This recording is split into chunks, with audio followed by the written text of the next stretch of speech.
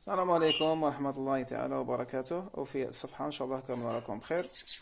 حبيت برك نضيف واحد المعلومة، يعني نزيد واحد المعلومة فيما يخص زيت الحوت اللي نصحتكم به هذيك الخطرة، الأوميغا 3 وهذيك الفيرتي أويل. قلت لكم تمدوا حبة حبة، ترتقوا حبة في الميلونج تاع الحمام، يعني خطرة في السمانة كي تكونوا توجدوا في الكوبل تاعكم. دوزت ان كوبل فورمي الله يبارك. أه زادوا عطاوني نصيحة واحدة أخرى حبيت نضيفها. تقدر تمد حتى الزوج حبات، تقدر تمد حتى الزوج حبات فيرتي أويل للبيروكي في الميلونج تاع الحمام، يعني تفقسها، يعني ترتقى دوك زوج نبولات فوق الميلونج تاع الحمام كيما هذا. ولا يكون من الدي بطبيعة الحال، تكون خليتو كاش ربع ساعة ولا نص ساعة في الماء، ولا تكون جرميتو.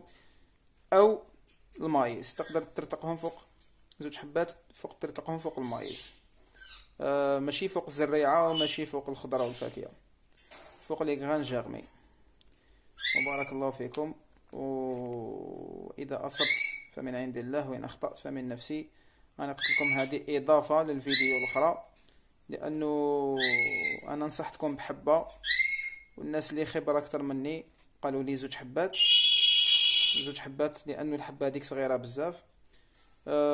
حاجة واحدة أخرى اللي نعاود نذكر بها، أه كي دير كي دير الفرتي اويل على الميلونج تاع الحمام او على المايس، ما تخليهش فوق زوج سوايع.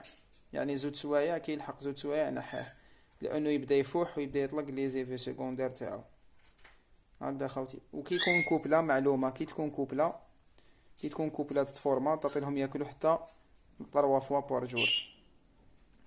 تقدر تقول حتى الكات فوا اذا ما كانوش يشبعوا، هي مينيموم 3 فوا.